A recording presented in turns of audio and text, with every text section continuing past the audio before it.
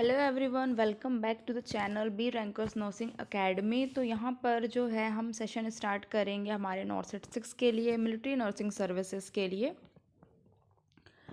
और आप कोई भी एग्ज़ाम देना चाहते हैं जो कि आपके नर्सिंग रिलेटेड एग्ज़ाम हैं, आपको सारे एग्ज़ाम में ये जो सेशंस हैं बहुत हेल्पफुल करने वाले हैं। तो before we start the session, please subscribe the channel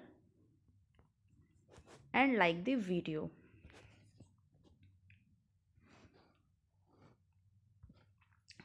हमारा फर्स्ट क्वेश्चन है, nursing intervention is appropriate for a client with skeleton traction.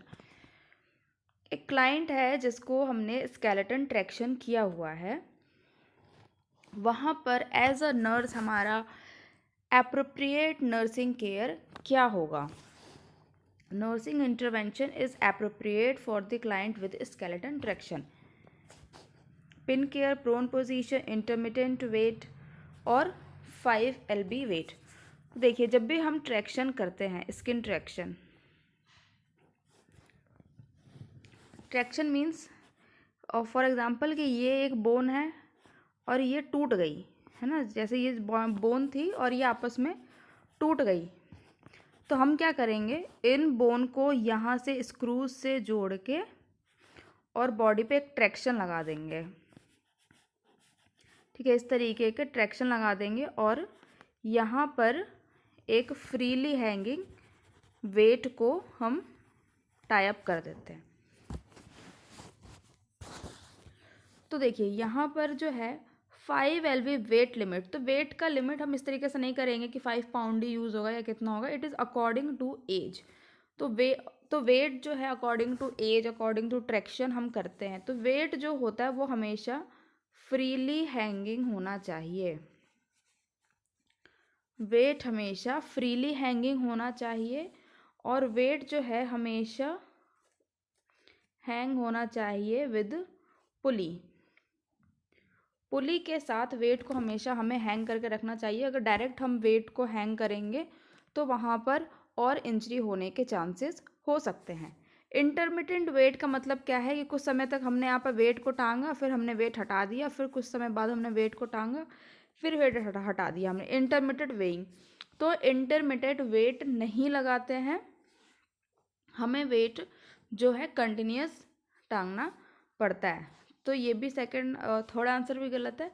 Prone position, अब यहाँ पर प्रोन पोजीशन कोई पेशेंट है और ट्रैक्शन लगाया है, तो ट्रैक्शन करने के बाद हमेशा इमोबिलिटी मेंटेन करते हैं।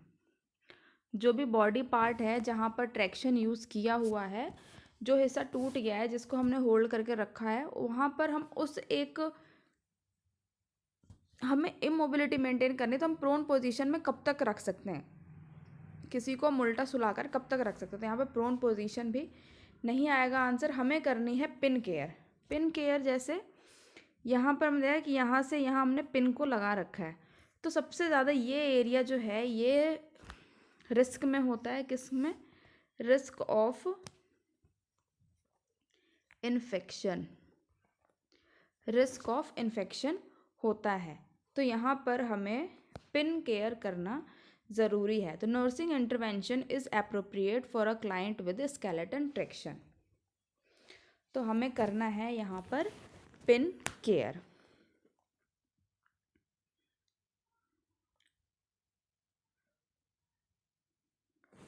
हमारे यहाँ पे करेक्ट आंसर क्या जाएगा? Answer first. ये पिन केयर से रिलेटेड एग्जाम में बहुत बार क्वेश्चंस पूछे गए हैं। तो यहाँ पे हमारा क्या है? Nursing intervention is appropriate for a client with skeleton traction is pin care. Next question क्या है? विच एंटीसाइकोटिक ड्रग डिस्कवर फर्स्ट? कौन सी एंटीसाइकोटिक ड्रग है जो फर्स्ट डिस्कवर हुई है? हैलोपेरिडोल, क्लोरप्रोमाजिन जिसको हम CPZ भी बोलते हैं, ओलेंजिपिन और ट्राइफ्लूपैराजिन। तो हैलोपेरिडोल जो है ये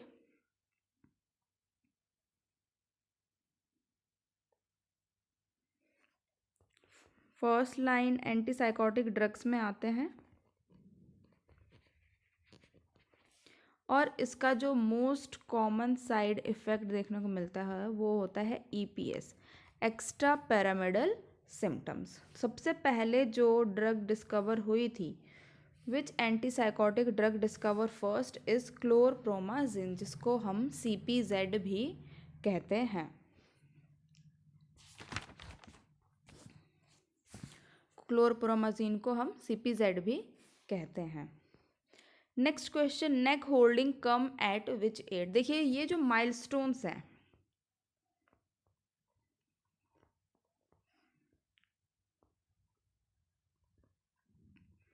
पीडियाट्रिक माइलस्टोन से बहुत क्वेश्चंस आते हैं और ये वेरी इंपॉर्टेंट क्वेश्चंस होते हैं। यहाँ पे हमें हमेशा याद करना है कि किस एज ग्रुप में क्या कंडीशन डेवलप हो जाती है बच्चे को। तो यहाँ पे हमें क्या क्वेश्चन पूछा है, neck holding come at which age. Neck holding कौन से एज में आती है।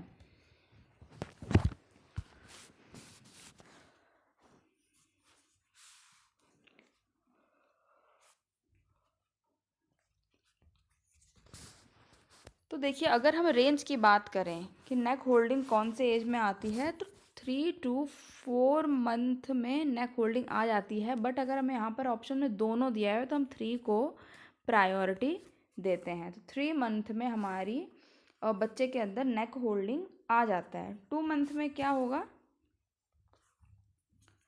2 मंथ में स्माइल डेवलप हो जाएगी और बेबी जो है,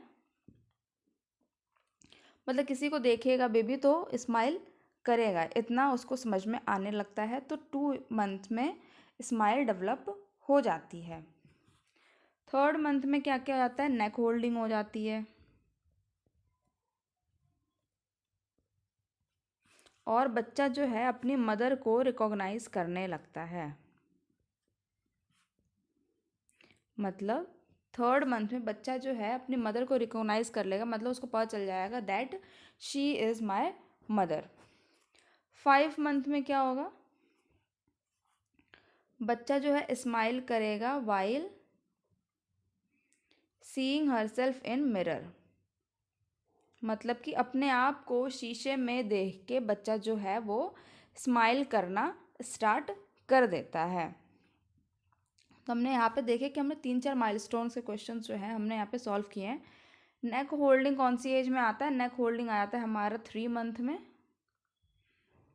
2 मंथ में क्या डेवलप हो जाता है, 2 महीने में बच्चा जो है स्माइल करने लगता है और 3 महीने में नेक होल्डिंग के साथ और क्या क्या चीज़ें आ जाती है। नेक होल्डिंग के साथ हम देखेंगे बच्चा जो अपनी मदर को रिकॉग्नाइज करने लग जाता है, मतलब कि अपनी मदर को पहचानने लग जाएगा। और 5 मंथ में बच्चे अपने आप को कांच में देखकर स्माइल करने लगता है। What is the next question? In which symptom thinking proceeds slowly with many unnecessary tribal details, but finally the point is reached?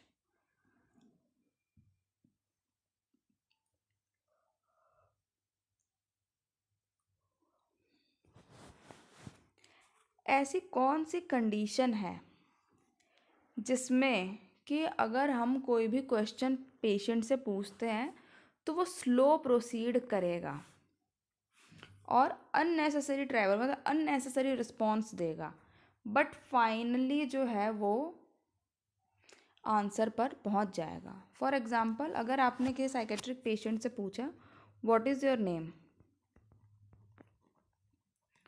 What is your name, तो यहाँ पर जनरली क्या आंसर देना चाहिए। For example what is your name, तो उसका नाम जो भी है उसको आंसर कर देना चाहिए। For example my name is Rahul, my name is Rohit, my name is Priyanka और वॉट एवर। बट यहाँ पर ऐसा नहीं होगा। आप उससे पूछोगे what is your name, he will reply like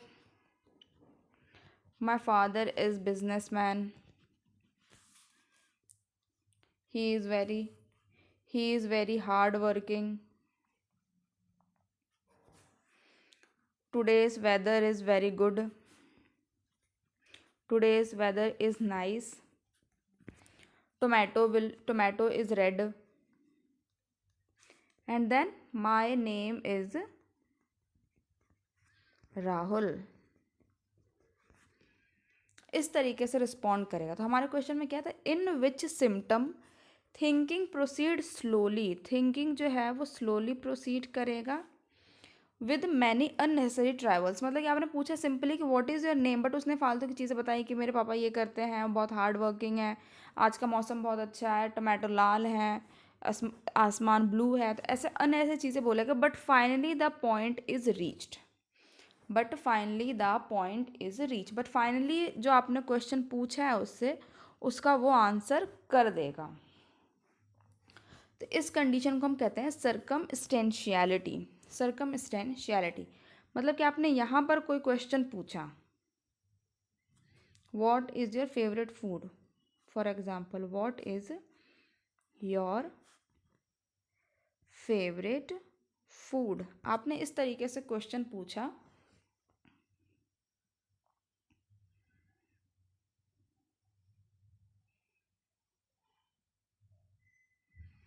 और पेशेंट जो पूरा घुमाएगा आपको इस तरीके से, मतलब what is your favourite food पूछे नहीं बताएगा। I study in this college. I completed my graduation from this. My favorite teacher is this. He teach me this subject. My mother is a housewife. I have two sisters. I have a brother. इस तरीके से question करते करते आखिरी में वो आपको बताएगा कुछ भी। My favorite food is anything. Chinese, momos, आलू पराठा, कुछ ही बताएगा। बट लास्ट में यहाँ पे बहुत सारे फालतू के क्वेश्चंस करते करते, आंसर्स देते देते एंड में जाके बताएगा, जो आपने क्वेश्चन पूछा है उसका आंसर आपको एंड में मिल जाएगा। तो इसको हम कहते हैं सर्कमस्टेंशियलिटी, कि मतलब आप कुछ भी पूछोगे तो आंसर तो देगा, बट पूरा एक सर्कल में घुमा घुमा के आखिरी में आंसर देगा। अब इसके अलावा सेम कंडीशन एक और बनती है कि आपने पूछा किसी से, सेम पैटर्न में मान लीजिए आपने किसी से पूछा what is your favourite food, what is your favourite food,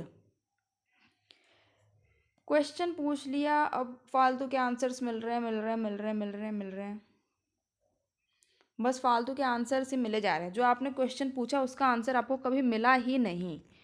patient ने आपने जो क्वेश्चन पूछा उसका रिप्लाई आपको किया ही नहीं पेशेंट ने।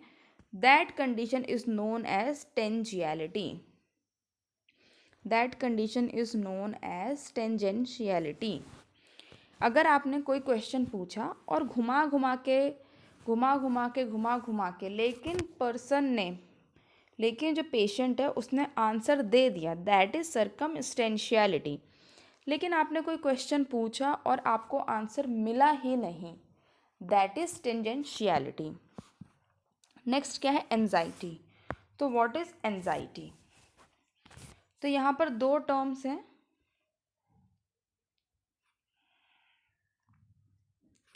Anxiety and fear. ठीक है, एंजाइटी एंड फियर। तो what is anxiety?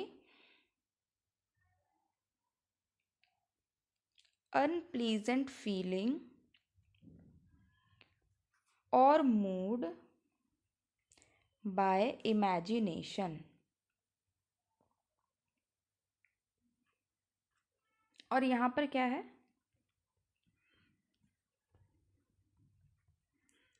Unpleasant feeling और मूड बाय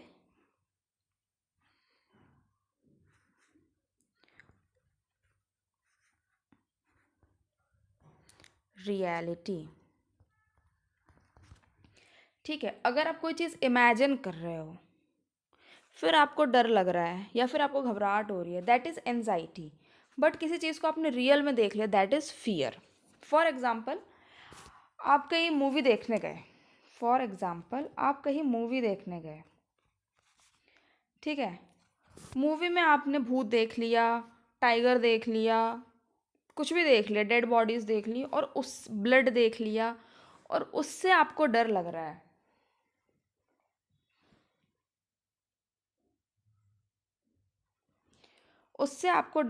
है, दैट इज़ एंजाइटी।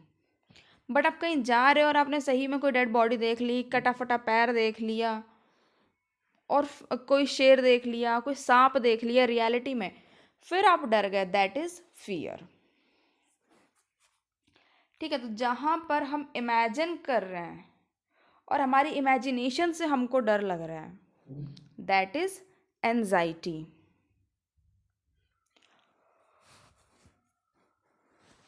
और अगर आप कहीं पर जा रहे हो और कोई चीज़ आपने रियल में एक्सपीरियंस कर ली, कहीं पर जा रहे हो और कोई चीज़ आपने रियल में एक्सपीरियंस कर ली, दैट इज़ फियर। तो यहाँ पर एंजाइटी और फियर में ये डिफरेंस होता है।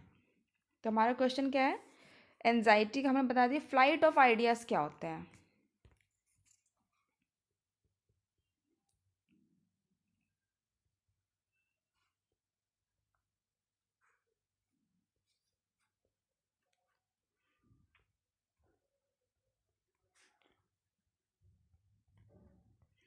Rapid shifting of thought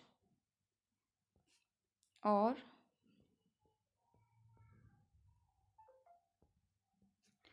thought process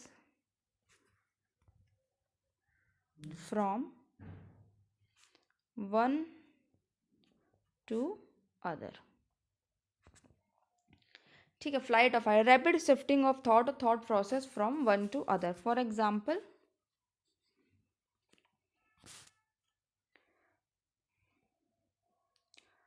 my name is Vikas,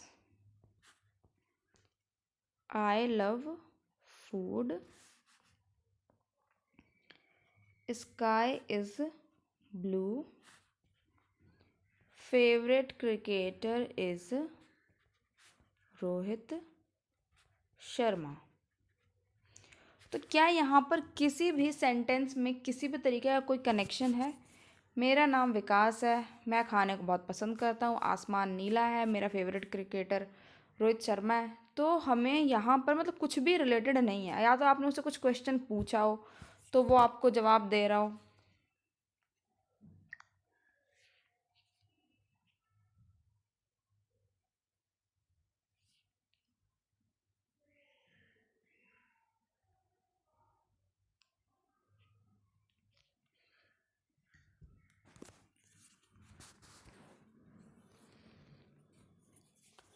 so this is called flight of ideas. तो यहाँ पर हमारा क्वेश्चन क्या था, in which symptom thinking proceed slowly. ऐसी कौन सी बीमारी है जिसका सिम्टम के तौर पे हमें देखने को मिलता है कि स्लोली स्लोली थिंकिंग प्रोसीड कर रहा है, अननेसेसरी ट्राइवल हो रहे हैं आइडियाज़ के, बट फाइनली लास्ट में जो है वो क्वेश्चन पे या जो आंसर है उसे पहुंच जा रहा है। तो यहाँ पर इसका मतलब है सर्कमस्टेंशियलिटी, यानी कि fourth is the correct answer. Fourth is the correct answer. Tangentiality मैंने आपको बता दिया कि कोई भी आप क्वेश्चन पूछो, कुछ भी पूछो, आलतू फालतू के सारे आंसर मिलेंगे, लेकिन जो क्वेश्चन आपने पूछा उसका आंसर नहीं मिलेगा। एंजाइटी मैंने आपको बता दिया, इमेजिनेशन से अगर हमें डर लगे, कोई भी जब इमेजिन कर रहे हैं, इमेजिन करके हमें डर लगता है, दैट इज़ एंजाइटी। बट कोई भी चीज़ अगर रियल में हो रही है और रियल में होने के बाद हमें डर लग रहा है, that is fear.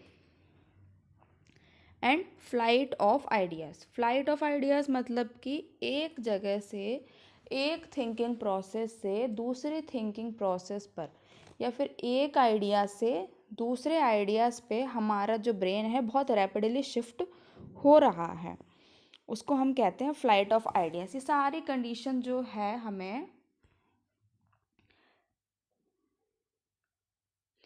Psychiatric illness में देखने को मिलती है। सारी कंडीशंस जो है हमें वो साइकेट्रिक इलनेस में देखने को मिलती है।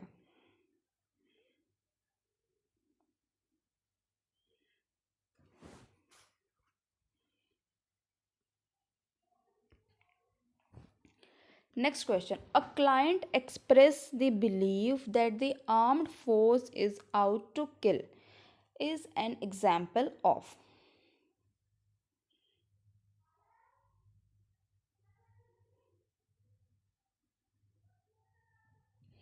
A client express the belief that the armed force is about to kill is an example of. एक क्लाइंट है, एक क्लाइंट देख लें या फिर हम एक पर्सन देख लें, वो एक्सप्रेस कर रहा है अपने बिलीफ को, मतलब कि वो बताना चाह रहा है कि जो आर्म फोर्स है यानी जो आर्मी ऑफिसर्स हैं, पुलिस फोर्सेस हैं, वो मेरे पीछे पड़ी हुई हैं और मुझे मारना चाहती हैं।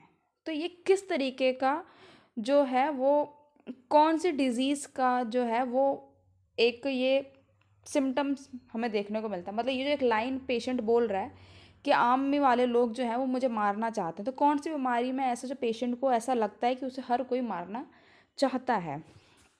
Hallucination, delusion of persecution, delusion of reference और depolarization। तो हेलुसिनेशन क्या होता है?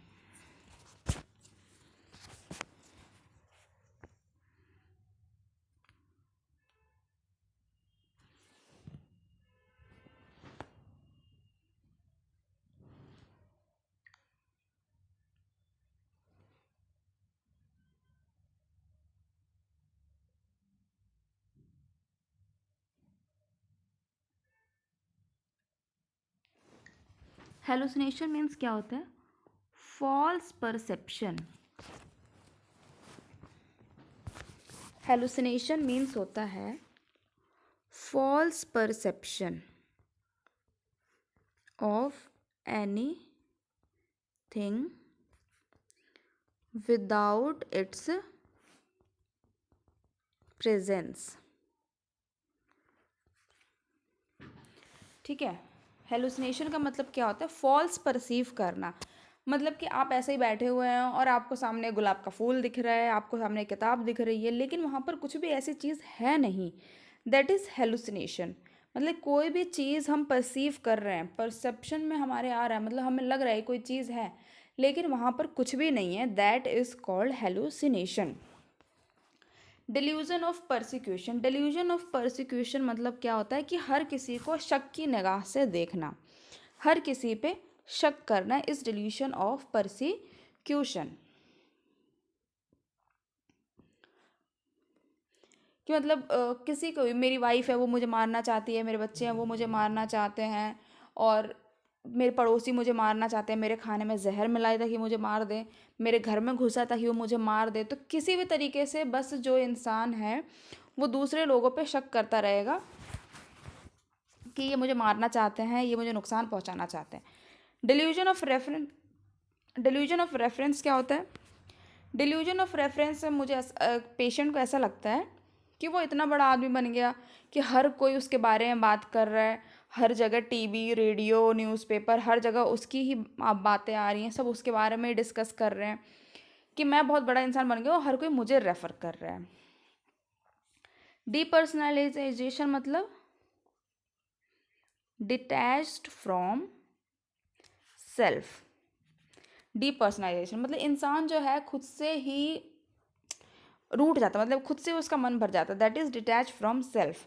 तो यहाँ मैंने क्या होता है, हेलुसिनेशन में रॉन्ग परसेप्शन होता है। डिल्यूजन ऑफ रेफरेंस में पेशेंट को ऐसा लगता है कि मेरी ही मेरी बातें हो रही हैं पूरी दुनिया में। डीपर्सनलाइजेशन मतलब कि डिटैच हो जाता है सेल्फ से। डिल्यूजन ऑफ परसिक्यूशन में क्या लगता है, पेशेंट को ऐसा लगता है कि हर कोई मुझे मारना चाहता है, हर कोई मुझे नुकसान पहुंचाना चाहता है। तो वही है हमारा question. A client express the believe that the arm force is about to kill me. कि जो फौजी लोग हैं वो मुझे मारना चाहते हैं। तो यहाँ पर ये क्या आएगा? Delusion of persecution. The correct answer is second is the correct answer, delusion of persecution.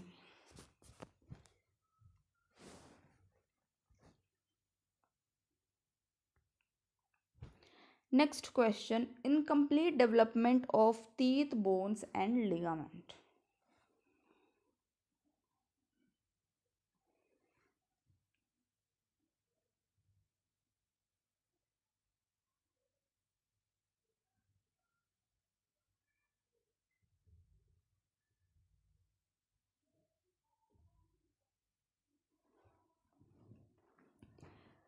Incomplete development of teeth, bone and ligament, ऐसी कौन सी बीमारी है या फिर ऐसी कौन सी कंडीशन है जिसमें दांत, बोन्स, लिगामेंट पूरी तरीके से डेवलप नहीं हो पाता है? Congenital hip dysplasia, Duchenne's muscular dystrophy, osteogenesis imperfecta and osteomyelitis. तो कंजेनाइटल हिप डिस्प्लेसिया जो है ये एक कंजेनाइटल डिसऑर्डर है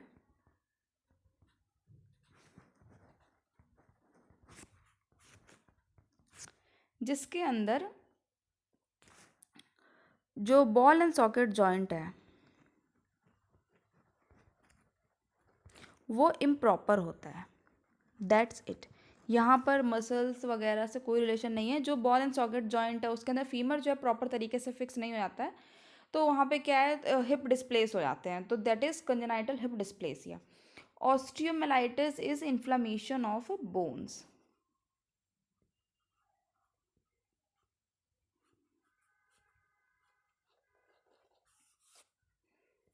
is inflammation of bone. Incomplete development osteomyelitis means inflammation of bone. Congenital hip dysplasia एक congenital कंडीशन है। और यहाँ पर डुचेसन मस्कुलर डिस्ट्रोफी जो है एक मसल रिलेटेड यानी कि मस्कुलर डिसऑर्डर है। बट हमें क्वेश्चन में क्या पूछा है, यहाँ पर टीथ, बोन, लिगामेंट का इनकम्प्लीट डेवलपमेंट है। डेवलप तो है लेकिन कुछ कंप्लीट और कुछ इनकम्प्लीट डेवलपमेंट है। That is osteogenesis imperfecta is the correct answer. So the third answer is the correct answer, that is osteogenesis imperfecta.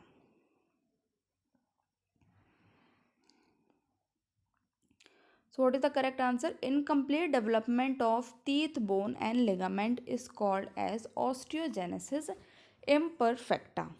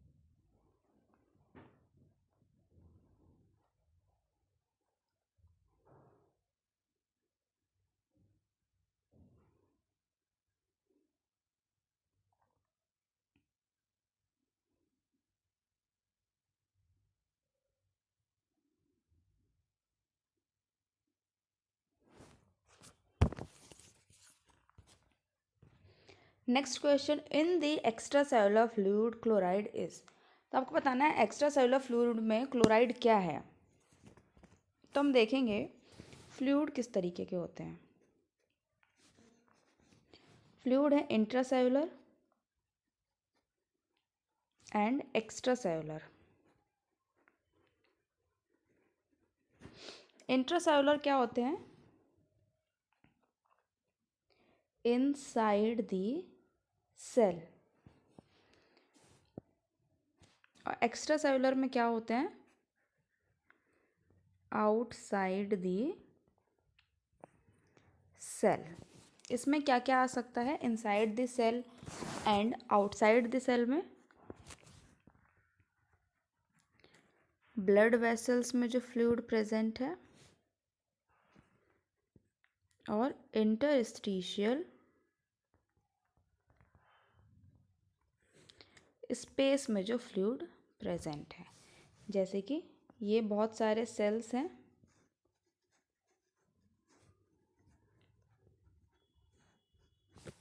तो ये जो खाली स्पेस है, ये जो खाली स्पेस है, this space is called interstitial fluid. तो फ्लूइड हमारी बॉडी में दो तरीके के होते हैं, intracellular and extra cellular. Intracellular fluid जो सेल के अंदर है, जैसे ये सेल के अंदर जो फ्लूइड फिल्स हैं, that is called intracellular fluid. और एक्स्ट्रा सेलुलर क्या होगा, जो सेल के बाहर हैं, उसमें क्या क्या आता है, हमारे ब्लड वेसल्स में जो फ्लूइड है, और ये जो इंटरस्टिशियल स्पेस में जो फ्लूइड है, इनको हम कहते हैं इंटरस्टिशियल स्पेस।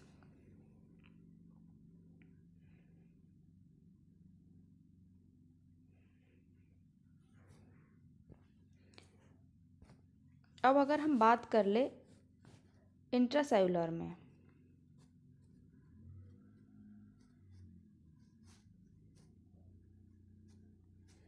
इंट्रासेलुलर फ्लूइड में जैसे ये सेल है, इसके अंदर जो मेन आयन्स होते हैं, देखिए सेल है या फिर फ्लूइड है, वहाँ पे प्रेजेंट होंगे आयन। और आयन में दो तरीके के आयन होते हैं, एक होते हैं कैटायन और एक होते हैं एनायन। कैटायन होते हैं पॉजिटिव चार्ज और एनायन होते हैं नेगेटिव चार्ज।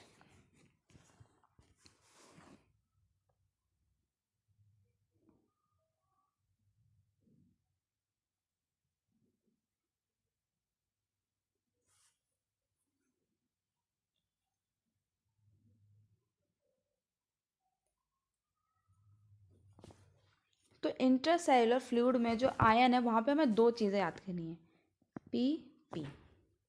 ठीक है, बस हमें यही दो याद करना है, पी फॉर पोटेशियम, जिसको हम लिखेंगे के, and P for phosphorus, that is PO4। तो देखिए पॉजिटिव है तो यानी ये कैटायन है, ये नेगेटिव है यानी कि ये एनायन है। तो इंट्रासेलुलर फ्लूइड के अंदर दो ही मेन चीज़ें हमें याद करनी है, दैट इज PP, यानी कि potassium is the major ion, potassium is the major cation in the intracellular and phosphorus is the major cation in the intracellular.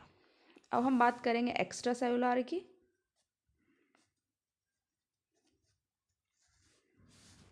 तो यहाँ पर हमें याद करना है NaCl। तो Na is a positive and Cl is a negative. So sodium is the major cation in the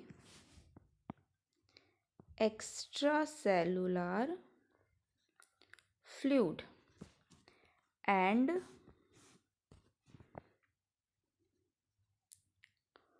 chloride is the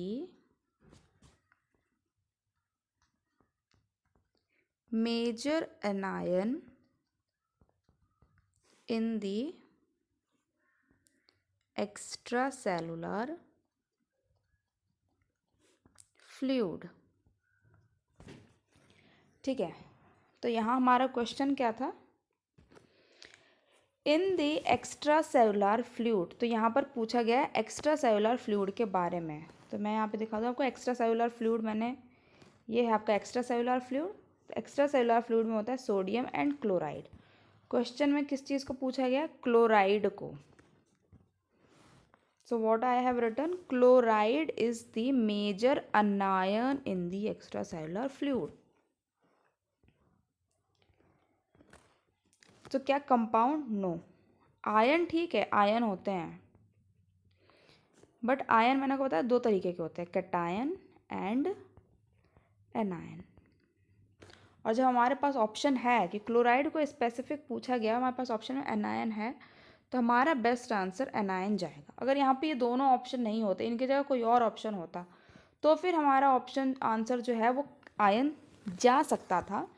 लेकिन यहाँ पर हमें कैटायन एनायन दोनों लिखा हुआ है और हमें स्पेसिफिक क्लोराइड को पूछा गया है, तो यहाँ पर हमारा आंसर जो है fourth is the correct answer, anion. तो इस तरीके से भी क्वेश्चंस जो हैं घुमा के एग्जाम में पूछे जा सकते हैं। Next question, when the patient has less discomfort in breathing while standing is called. When the patient has less discomfort in breathing while standing, यानी कि पेशेंट जो है वो स्टैंडिंग पोजीशन में है, पेशेंट जो है वो स्टैंडिंग पोजीशन में है और इस पोजीशन में वो लेस डिस्कम्फर्ट फील कर रहा है,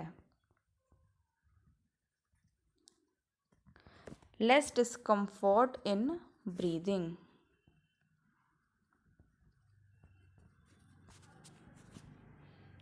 मतलब कि पेशेंट जो है वो बोल रहा है कि जब मैं खड़ा होता हूँ तो मुझे सांस लेने में परेशानी कम होती है।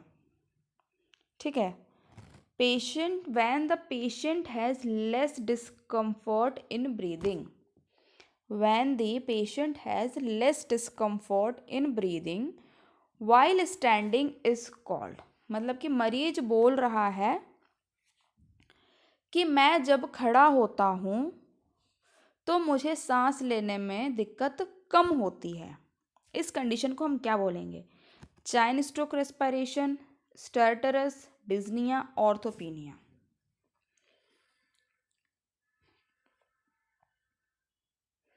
This means what? Question means what?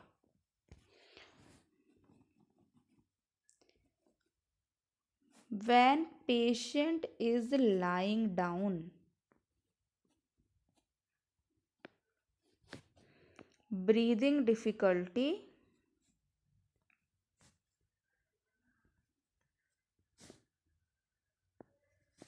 increases, breathing difficulty increases. यानी कि जब पेशेंट सो रहा है तब ब्रीदिंग डिफ़िकल्टी बढ़ रही है और पेशेंट जब खड़ा हो रहा है तब ब्रीदिंग डिफ़िकल्टी कम हो रही है, उसको ही हम क्या बोलेंगे? Cheyne stroke respiration, stertorous, dyspnoea, orthopnoea. Dyspnoea means क्या होता है?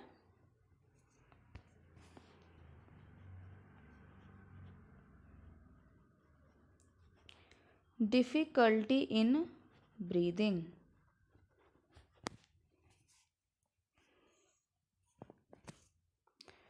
ऑर्थोपीनिया मीन्स, यहाँ पर ये ऑर्थोपीनिया है,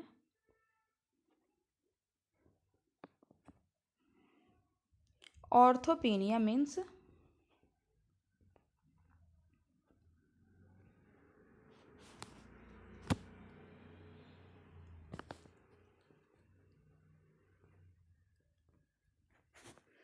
breathing improves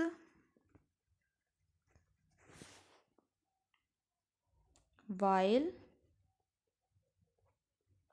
sitting or standing।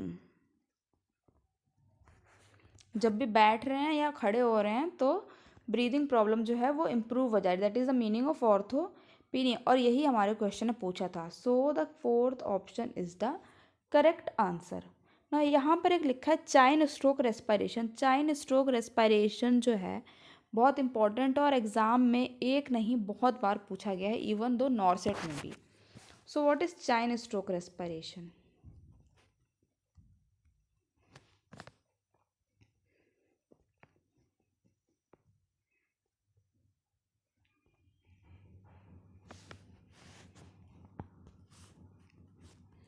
क्या होता है Cheyne stroke respiration?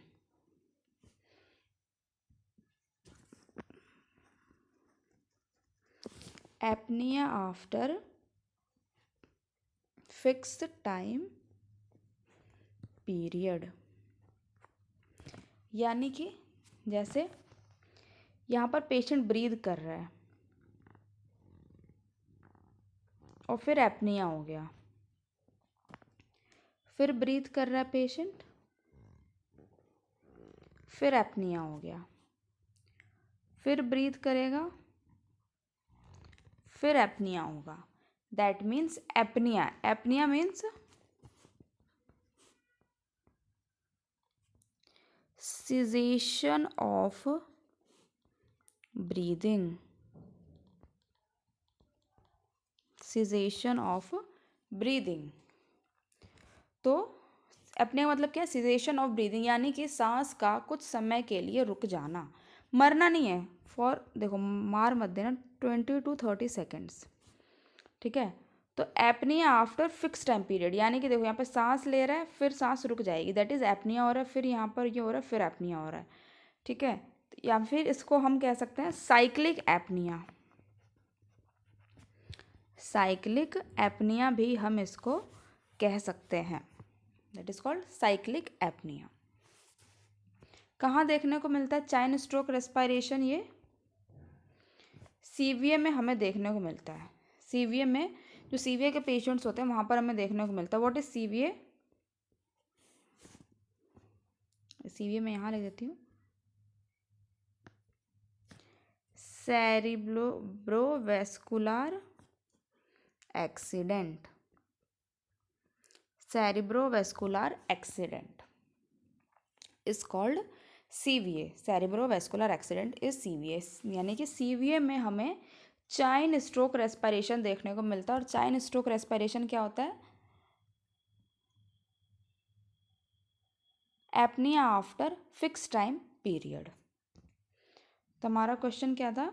When the patient has less discomfort in breathing while standing is called. जब पेशेंट खड़ा होता है या फिर बैठता है तो उसको कम डिस्कम्फर्ट होता है, that is called orthopnoea. Respiratory regulation of acid base involve, यानी कि कौन सा ऐसा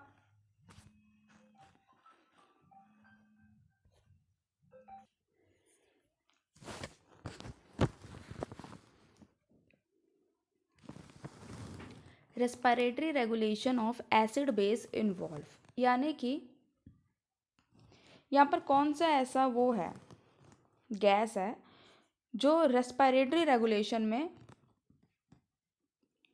रेस्पिरेशन के थ्रू एसिड और बेस बैलेंस को रेगुलेट करके रखेगा। तो यहाँ पर मुझे आपको समझाना है रेस्पिरेटरी मैकेनिज्म।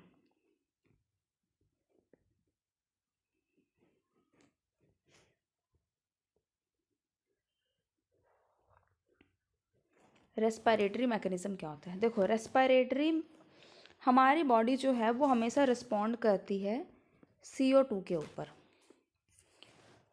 तो हमारी बॉडी का रेस्पिरेशन यानी CO2 जब बॉडी में जाके वाटर से मिलेगा H2O से, तो ये बनाएगा H2CO3, जिसको हम कहते हैं कार्बोनिक एसिड।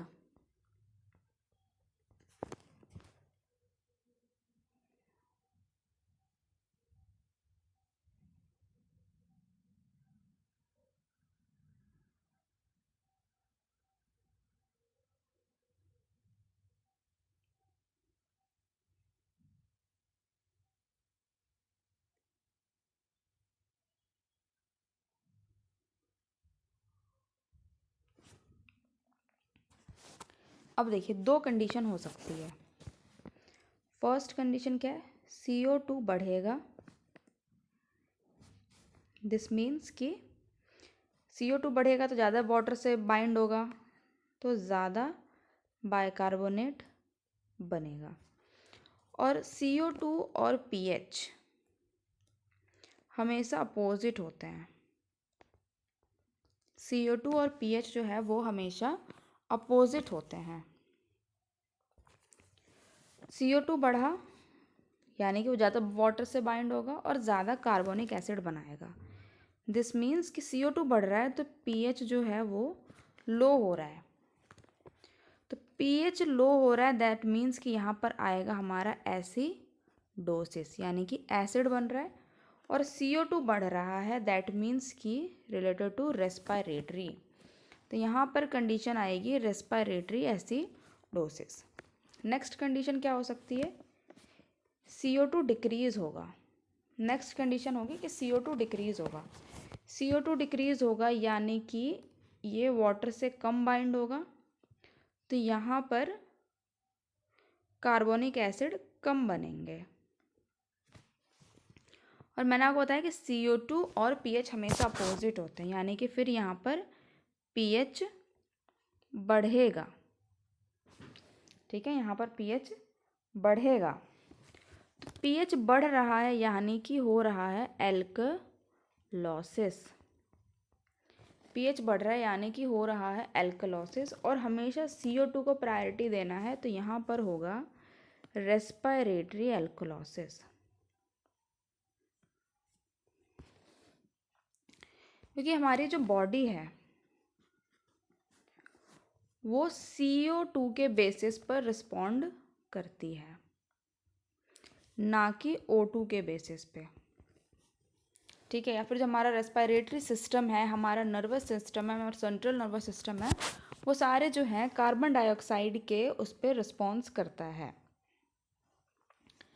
ठीक है, हमने क्या देखा कि यहाँ पर हमें रेस्पायरेटरी मैकेनिज्म, हमने बताया कि CO2 ही हमारे रेस्पायरेटरी मैकेनिज्म में प्रायोरिटाइज हमेशा से होगा।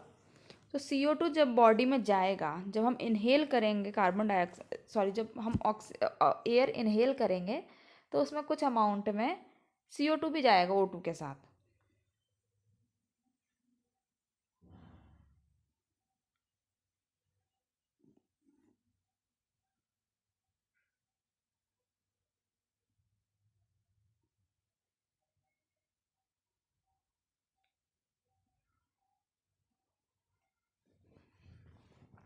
और जब ये CO2 वाटर से बाइंड होगा तो ये बनाएगा H2CO3। CO2 वाटर के साथ बाइंड होकर बनाएगा H2CO3, और H2CO3 को हम कहते हैं कार्बोनिक एसिड। तो CO2 जब बढ़ा तो ज़्यादा वाटर से बाइंड हुआ और इसने बनाया बाइकार्बोनेट, सॉरी, कार्बोनिक एसिड। ठीक है, और CO2 और pH जो है हमेशा अपोजिट होते हैं, यानी CO2 बढ़ेगा तो pH डिक्रीज होगा, और CO2 डिक्रीज होगा तो pH बढ़ेगा। तो CO2 बढ़ा तो pH यहाँ पर डिक्रीज हो गया। pH डिक्रीज हुआ यानी कि सबसे पहले कंडीशन डेवलप हो गई एसिडोसिस, और CO2 से हमने आप प्रायोरिटाइज किया तो यहाँ पर हो गया रेस्पायरेटरी, तो रेस्पायरेटरी एसिडोसिस कंडीशन डेवलप हुई।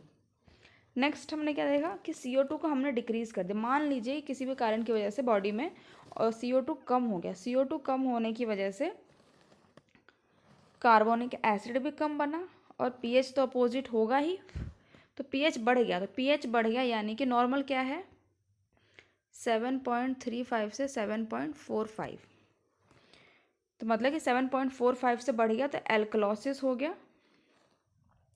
और CO2 को हम प्रायोरिटाइज करेंगे तो रेस्पायरेटरी एल्कलॉसिस। हमारी बॉडी जो है हमेशा एक नॉर्मल pH कितना होता है,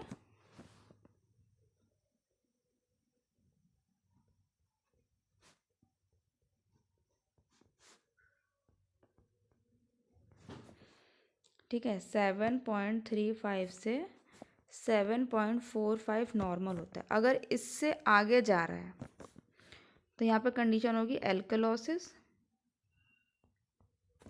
और इससे यहाँ जा रहा है तो यहाँ पर कंडीशन होगी एसिडोसिस। ठीक है, इस साइड अगर जा रहा है यानी 7.35 से नीचे हो रहा है तो कंडीशन आएगी एसिडोसिस, 7.45 से ऊपर आ रहा है तो कंडीशन होगी एल्कलॉसिस।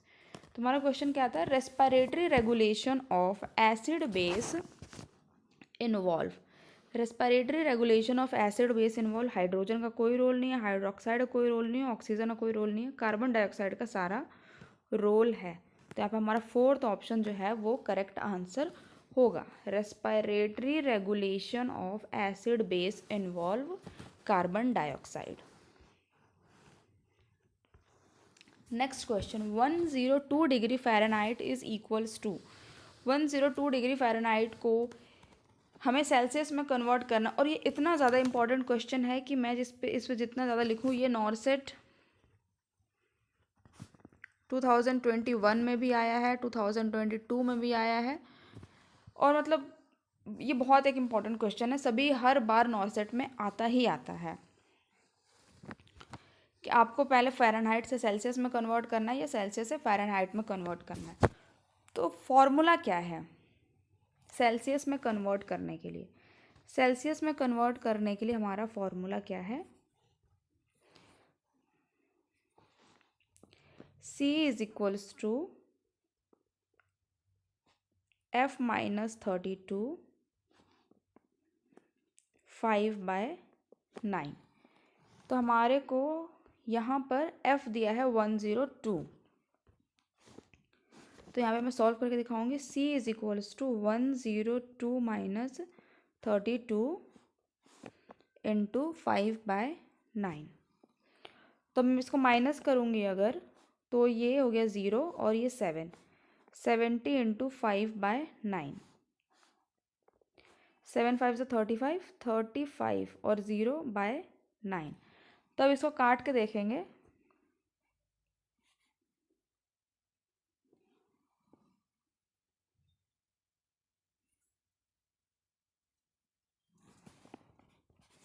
नाइन 3 से 27, इधर से कट के ये हमारा आएगा 38.88। हमारा आंसर क्या जाएगा? 38.88। कैसे? सेल्सियस का पहले तो ये आपको फॉर्मूलाज जो हैं ये याद करने पड़ेंगे। तो सेल्सियस हमें निकालना, तो F-32 इंटू 5/9।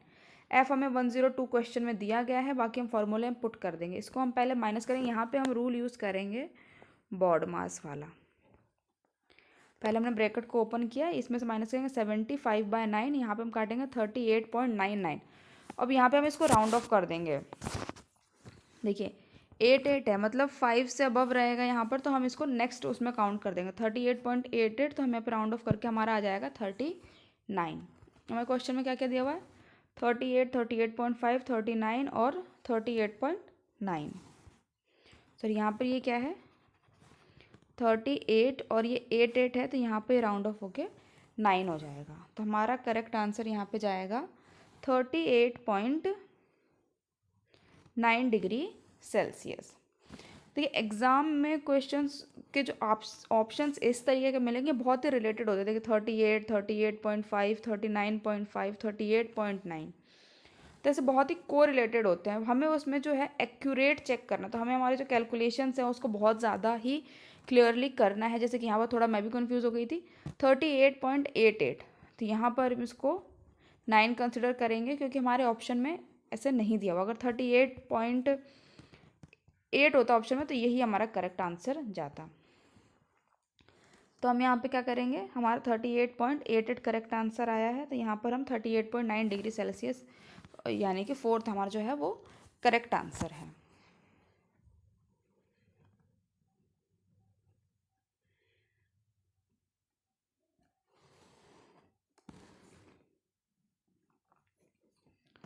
तो यहाँ पर हमारा आज का सेशन कंप्लीट होता है।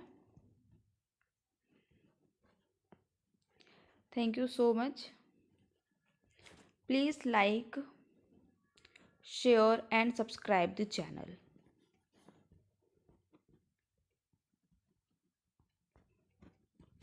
Thank you everyone. Thank you so much.